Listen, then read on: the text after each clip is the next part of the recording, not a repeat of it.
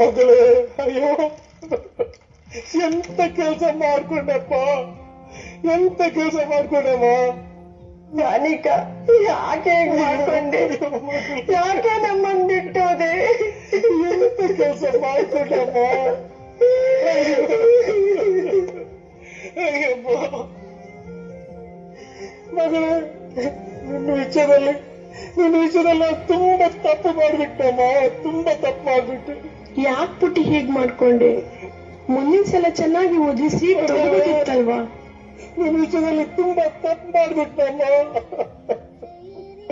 ಅಯ್ಯೋ ದೇವ್ರೆ, ಮಗ ನನ್ನ ಕ್ಷಮಿಸಿ ಅಪ್ಪ. ನಿನ್ ಕನಸನ್ನ ನಾನು ನನಸು ಮಾಡ್ಲಿಕ್ಕಾಗಿಲ್ಲ. I am a loser. ಅಪ್ಪ, ನಾನು ಡಾಕ್ಟರ್ ಆಗಿ ಸಾಯ್ತಾ ಇಲ್ಲ, ನಿಮ್ ಮಕ್ಕಳಾಗಿ ಸಾಯ್ತಾ ಇದ್ದೀನಿ. ಅಮ್ಮ, ಅಪ್ಪನ್ನ ಚೆನ್ನಾಗಿ ನೋಡ್ಕೊ.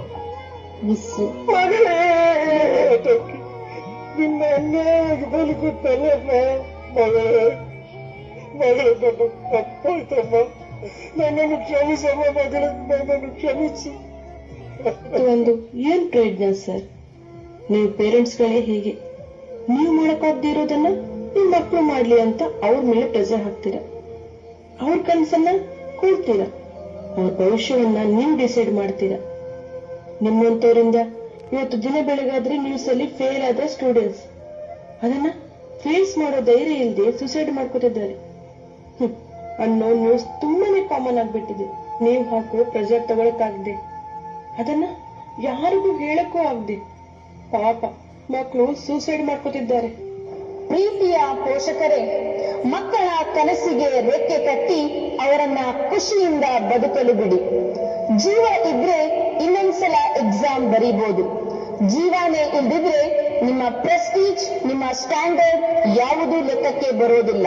ಬದಲಾವಣೆ ನಿಮ್ಮಿಂದಲೇ ಶುರುವಾಗಬೇಕು. ವಿದ್ಯಾರ್ಥಿಗಳೇ, ಬದುಕಲು ಅದೆಷ್ಟೋ ದಾರಿಗಳಿವೆ. ಆತ್ಮಹತ್ಯೆ ಎಂಬ ಕಟ್ಟ ಕಡೆಯ ನಿರ್ಧಾರವನ್ನು ಕೈಗೊಳ್ಳುವ ಮುನ್ನ ನಿಮ್ಮ ಹೆತ್ತವರನ್ನು ಒಮ್ಮೆ ನೆನಪಿಸಿಕೊಳ್ಳಿ. ಆತ್ಮಹತ್ಯೆ ಎಂಬುದು ಸಾಧನೆಯಲ್ಲ. ಬದುಕಿ ನಿಮ್ಮ ಬದುಕನ್ನು ಗೆದ್ದು ಸಾಧಿಸಿ ತೋರಿಸಿ.